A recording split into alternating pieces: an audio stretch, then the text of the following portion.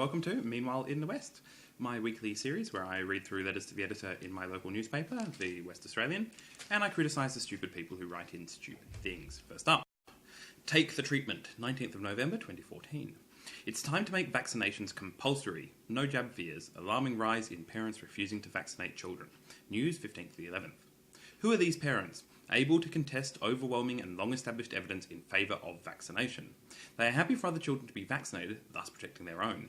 There is no good argument against vaccination. L.M. Flax, Kelmscott. Okay, so I am strongly pro-vaccination, and that's not the reason why I think this person is misguided. I think they're misguided mainly because I am genuinely against compulsory anything. The usual approach taken by the government here has been all carrot and no stick. So they're looking to reward those people who vaccinate their children. And there is this presumption of vaccination that essentially everybody should vaccinate their children. You have to have a good reason not to do it, and you get rewarded if you do. And generally speaking, our vaccination rates are high. They're not high according to sort of benchmarks, if you like, but they are, when we talk about, WA has one of the lowest vaccination rates in the country at some parts, for some vaccinations in some age groups. But when we talk about low, we mean 89.7% of eligible children. So although that is low, that is still almost 9 out of 10 children vaccinated, which means that, you know, when we look at in the grand scheme of things, almost all children, or the vast majority of children, are getting vaccinated, which is good, without any kind of compulsory thing. When you look at absolutely, maximum achievable vaccination rates, they're only ever sort of about 95 to 98% or so. So we're only about 5% to 8% off where we could possibly be at maximum vaccination rates. There's always going to be a small percentage of children who can't be vaccinated because of their health issues or because for other sort of practical reasons. So essentially, I'm very wary about government mandated anything much, basically.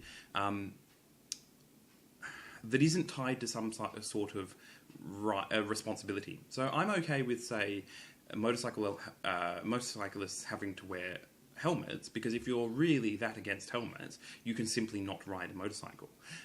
If you had government-mandated vaccinations, there would be no way of avoiding that. And I think that, I don't want to get into a slippery slope argument, but I essentially think it sets a pretty bad sort of standard where a government can say that they absolutely believe something so much that they can enforce it on your children.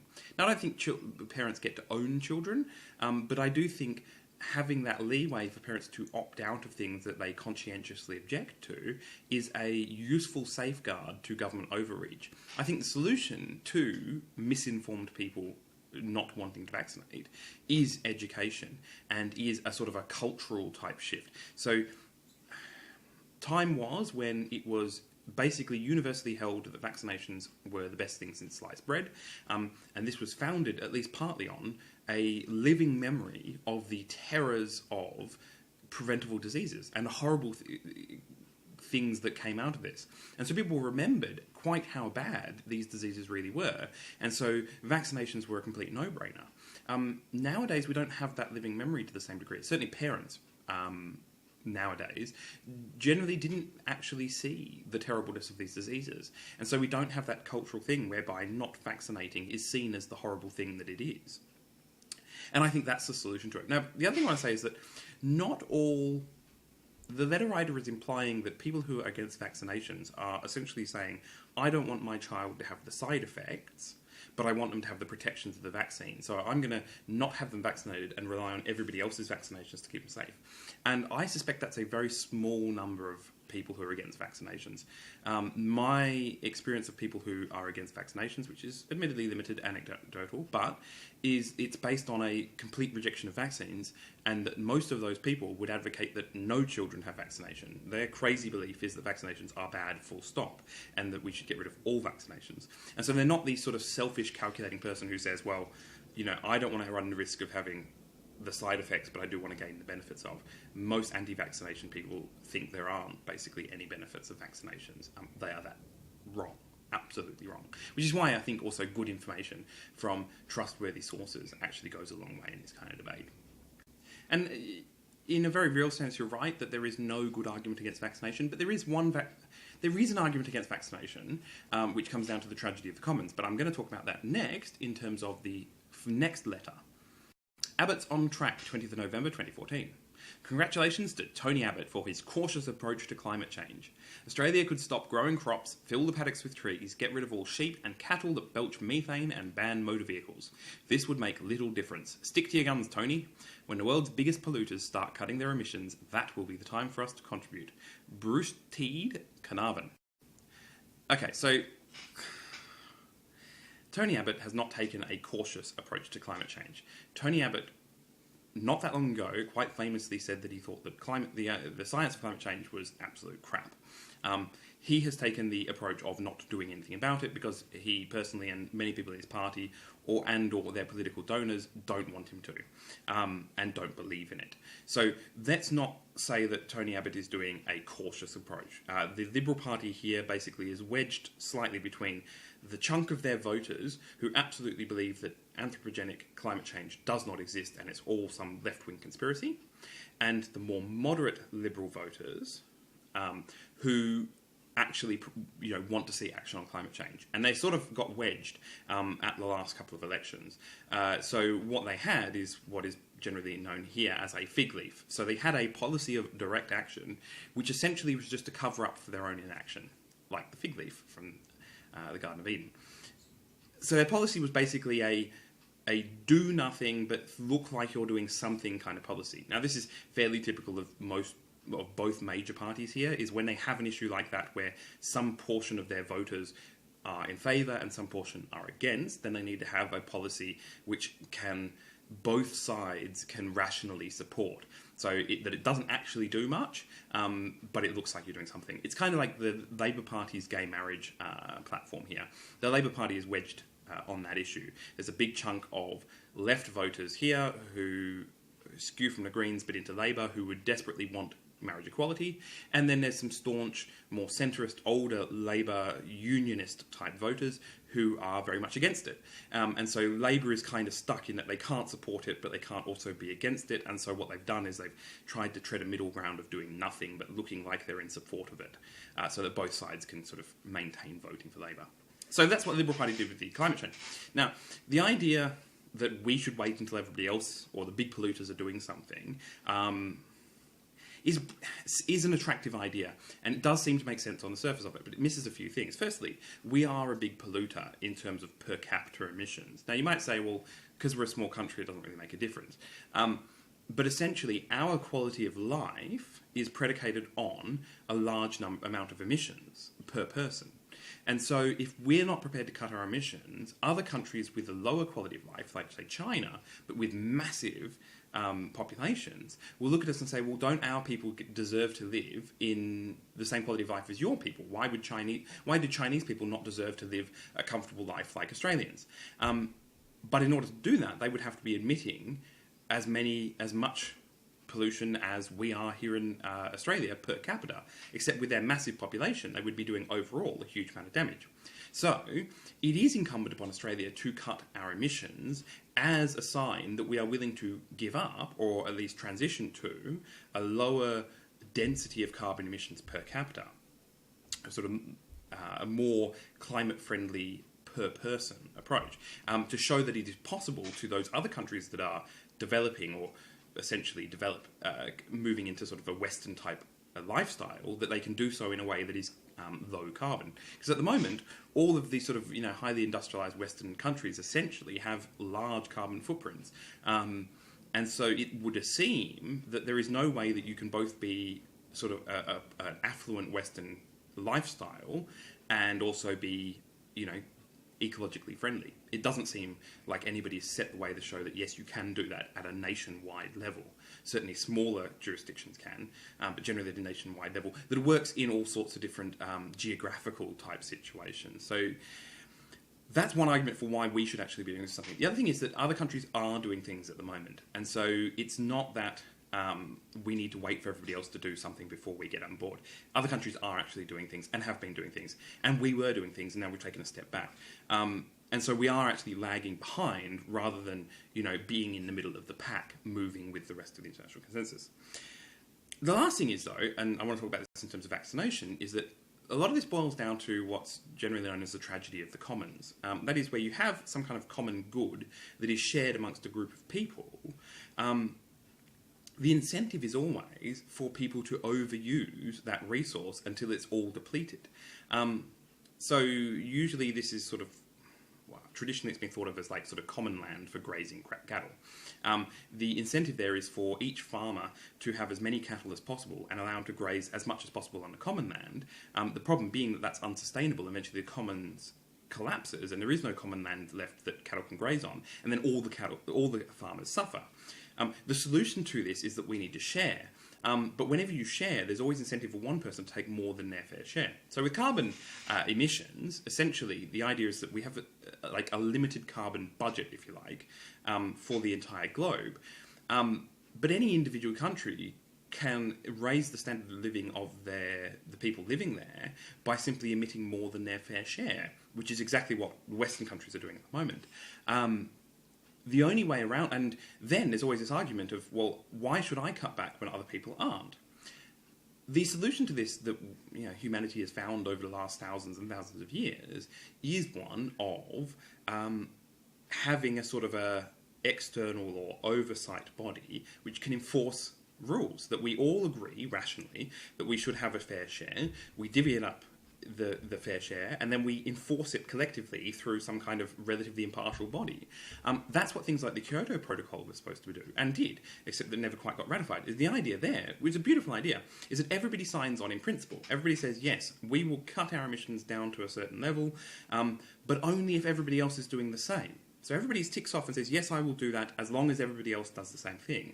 And then when enough people have agreed to it, enough countries have agreed, then it comes into force and you actually have to do it.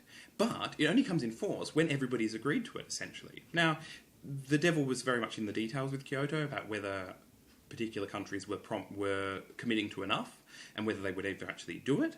But that kind of solution is what works best. And if the Australian government were actually serious on climate change, that's what they would be pushing for here. They would be pushing for more committed action by everybody, themselves included. That's the only way that we as a species are going to prevent catastrophic climate change, which is essentially almost certainly going to happen based on our current trajectory and will require a massive change in trajectory of all of our global societies. I mean, it seems like such a staggering challenge that it's something that I still can't quite understand. I can, but I also can't understand why so many people give it so little attention. Anyway, there you go. Tragedy of the Commons. Next up, Justice Here and There, 21st of November 2014. In Victoria, a fine of $15,000 and no recorded conviction after admitting indecent assault. Ex-footy star fined, News 19th of the 11th. In WA, a fine of $5,000, maximum penalty 7 years jail, for driving a small, wingless, two-seater plane down the street in an outback town in WA. Bush pilot made to pay for pub stop, News 19th of the 11th. Maybe, just maybe, the second incident was justly dealt with, but surely someone can appeal the leniency of the first. A. Butler Pinjarra. Yes, so when you contrast these two cases, it does seem manifestly unfair. A well-known Australian rules footballer pled guilty to and was sentenced to on the basis of admitting an indecent assault. Essentially, it happened several years ago now. There was an incident whereby I think a groupie-ish person, a person who was looking to have sex with one of the footballers, a particular footballer, not this guy, had come back with this guy and a couple of the teammates or something to somebody's home, or they're at a party in some kind of sort of residentially setting, maybe in a hotel, I'm not sure.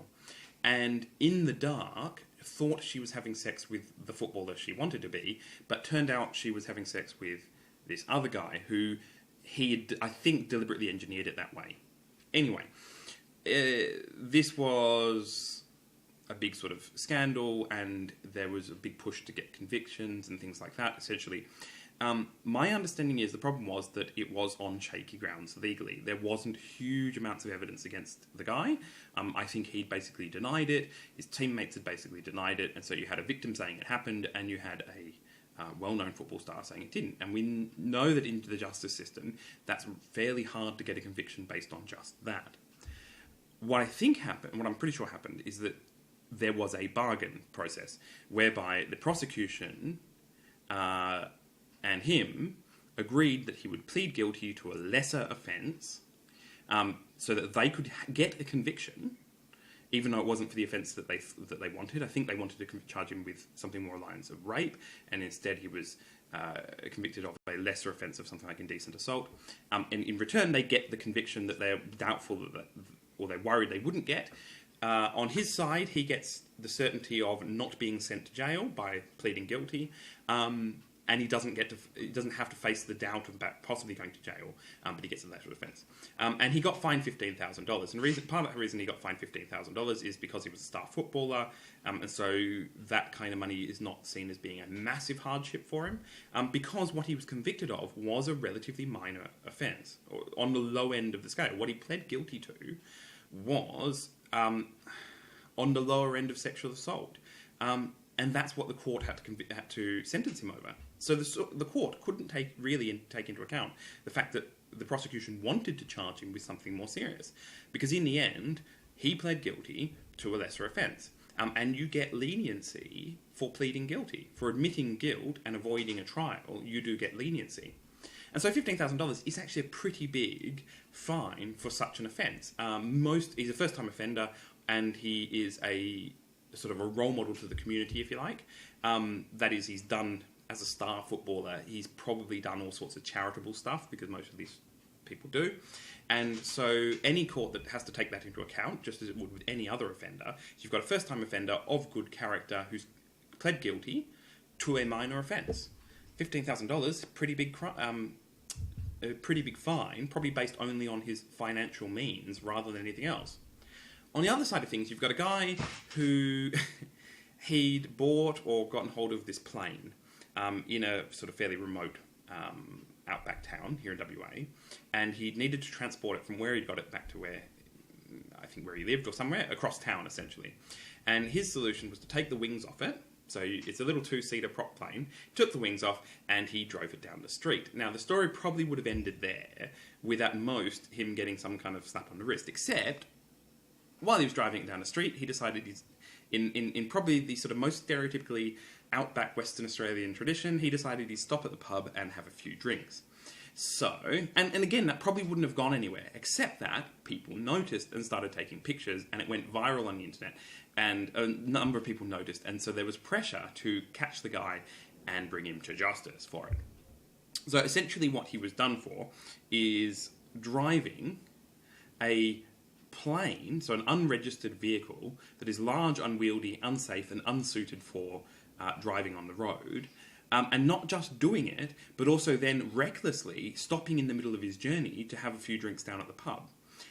This was seen as not exactly taking public safety as seriously as we would expect. $5,000 penalty fine is probably a fair whack for this guy. I don't know what his means are, but a lot of people who work out bush these days in the mining boom are doing okay, so it's probably not a huge amount. And if you think the maximum penalty for whatever he was charged with was 7 years jail, he got $5,000 fine, you can see that even the judge took that to be very much the bottom end of the scale of offending. Neither of these incidents I see as being particular miscarriages of justice. That said, I do think that the first case is indicative of how difficult it is to convict people of rape in our justice system. Full stop. Not just in this case, but in every case. It is very difficult, especially when the alleged perpetrator is somebody of good standing in the community, if you like. Somebody who is a fine, upstanding person. It is so difficult to secure a conviction across the board. And we know this. And this is not, Australia only. This is across most jurisdictions in the world. It is very, very difficult to get rape convictions due to partly to the nature of the offence, and partly because we, as a rule, as part of our justice system, is we give the benefit of the doubt to the alleged offender, and rape is one of those offences that people can commit without leaving any meaningful evidence, especially if it's somebody you know. So generally all the rapist has to do is claim that the sex was consensual, and it's very hard to prosecute. And this means that rape goes basically unpunished. It goes unreported, because for a whole host of social reasons, but then it also goes unpunished. Doubly so for famous people. In some ways, I think there has been somewhat of a backlash against famous people, and that we are now, in some of us at least, have a much more cynical take on things, and are much more likely to believe that famous people did it. But it's still hard to prove that to the legal satisfaction in a court of law, which makes it incredibly difficult for the victims of rape. And don't even get me started on male victims of rape, who there are so many other difficulties in convicting the perpetrators of rape against men. So yeah, what I see this is, the only thing I can see in these cases is just an indictment on how difficult it is to convict people of rapes that they've done. Where does blame lie? 21st of November 2014. Sonia Bari blames police for her injuries received from a crash with a stolen car. Victim blames chase cops. News 20th of the 11th. I suppose the occupants of the stolen car had nothing to do with it. Stuart Smith, Kalamunda. Okay, so this used to be a really big deal here in WA, and then we all seem to, they changed the laws and procedures, and then we all seem to get over it, but now it's making a bit of a comeback. So, for the longest time, especially in, I think, the late 90s, this was a massive deal. What would happen would be, there would be usually young Aboriginal men, but also women to a lesser extent, in stolen cars, would get into a high-speed pursuit with police. The car would then crash, and several people would die. And there was always this argument between those people who felt that the police were at least partially responsible for the deaths of those people, and those people who said that the police had absolutely no responsibility for it at all, or better yet, no significant responsibility. And there were a lot of rules. Eventually, the people who were arguing, because what happened is a lot of those people who died were children. Here, we were talking about sort of 12, it was even getting to the point where 12-year-olds, 12, 13, 14, 15-year-old Aboriginal boys would be stealing cars, partially with the intent of getting into high-speed pursuits with police.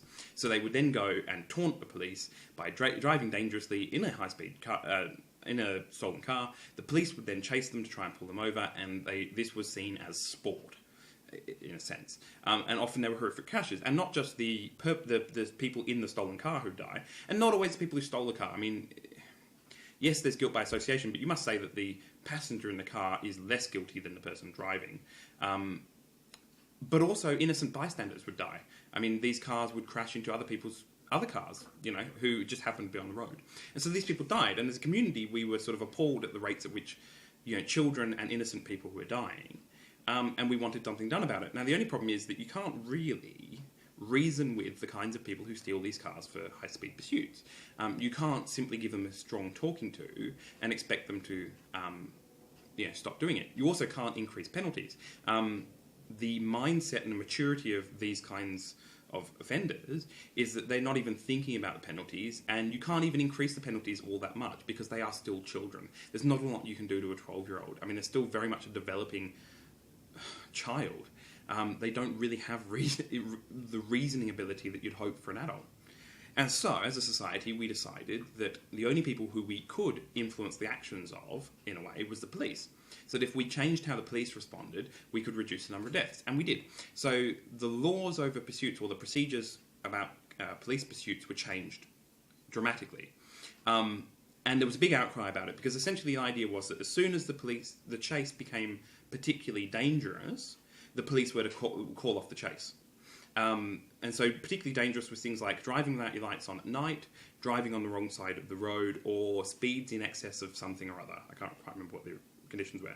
So essentially this meant that people who wanted to get away from the police would simply drive on the wrong side of the road, and the police would drop back and stop the pursuit. Now, this didn't mean that we couldn't catch these people. It meant that we couldn't directly pursue them. So then they would call in backup if they hadn't already, or they would use the helicopter to follow them. And so often you'd have the helicopter following the car, but no actual pursuit car, within the near vicinity. And this did a lot to stop this kind of joyriding to look for dangerous high-speed pursuits. And the number of deaths went down dramatically. The clearance rate for crimes stayed about the same. So it's not like lots of offenders were getting away with these crimes anymore, because we were still able to catch them. And for most crimes, they would recover the car, it would have DNA in it, they would go and, pick up the person whose DNA, they'd swab the DNA, they'd know who it was, they'd go and get them, they would dob in their mates or whatever, or they could trace them through phone records or something, and they got the same people. And so in the end, it kind of won out that actually these people weren't getting away with it. They were getting away with it in the moment, but in the long run, and even the sort of fairly short term, they were still getting caught and convicted. So, back to Sonia Bari. So we've had a recent case where essentially the same thing happened. There was a dangerous police chase. There was a police chase. The driver of the alleged driver of the stolen car, whatever, started driving dangerously. The police dropped back, and when they re-found the car had had a collision with an innocent motorist, and they died. And the person who'd been injured had blamed the police to say that they were responsible for instigating this high-speed pursuit. Now, I think given the way the current procedures are, it's hard to blame the police for it. But I do understand the sentiment that it is almost futile to blame the offenders, because blaming the offenders doesn't seem to prevent them from driving dangerously. It can be seen as, and it can be worthwhile to blame the police, because they at least have the ability to look at their own actions and their procedures, review what they've done, and change them if they did it contribute. And I think the reasonable position to take is that the police are always somewhat responsible. They may be stuck between a rock and a hard place in terms of they'd be responsible either way if they did something or if they didn't do something. But I think it always does come down to the responsibility. I think that's why policing is such a difficult job, is that they are, their actions are always a factor in what the offender has done here. And so they're always going to be under scrutiny. And I think, the scrutiny is important because it prevents things from getting out of hand, but I don't think in this case that it's such a big deal. This Godless World, 25th of November 2014. Clearly, Faith McSwain, a unified deity, letters 24th of the 11th, has never studied the history of the last 100 years and the tens of millions of people killed by atheist regimes. In China, North Korea and Vietnam, Christians are executed or imprisoned each day. Too many to make news. Google it. But she is right in one respect. What some people do for religion is scandalous and off-putting, especially when it is totally irreligious. Terry Dwyer Warwick. Okay, so the problem with this is that, well, there's a few problems here. Firstly, the most notorious mass killing over the last 100 years, what must have been the Holocaust. And the Third Reich and Hitler himself were Christian. Hitler was quite explicit about it. They weren't overtly Christian, and they weren't necessarily killing Jews and gypsies and homosexuals in the name of Christianity, but they were Christians. They weren't excommunicated from their churches. They had the support of some of the churches in Germany, and Hitler thought he was had divine right to be doing what he was doing. Part of the reason why the Jews were so hated is because it goes all the way back to these sort of long-held Christian ideas that the Jews were the ones who killed Christ. And so the most notorious killings of millions of people in Europe in the last 100 years was done by a Christian regime. Not in the name of Christianity necessarily, but certainly not by atheists. Now, the other thing is, the letter writer missed out on Stalin, who is a fairly notorious atheist, mass murderer of his own people and other people as well.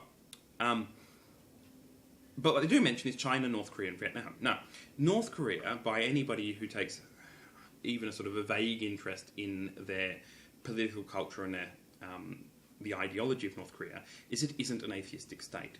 It is clearly a religious state. It's just that the religion is the worship of the ruling party. In particular, the original guy, Kim Jong-un? Kim Il-sung? Kim Jong-il?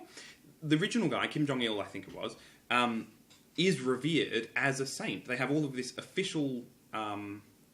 his official biography records the miracles at his birth, all these miraculous things that he did when he was still alive. Their whole regime is based around venerating him and his line of, his family, as being these godlike figures who have brought prosperity and joy to the North Koreans. So to say that it's an atheistic regime is to really miss the point of the way that their ideology is constructed. They are a religion in... They're more of a religion probably than Scientology is. I mean, if you they are... The fact that it's a relatively new religion and that it strikes us all as crazy doesn't make it any less, religious than, say, Mormonism, which is just as crazy, if only a little bit older.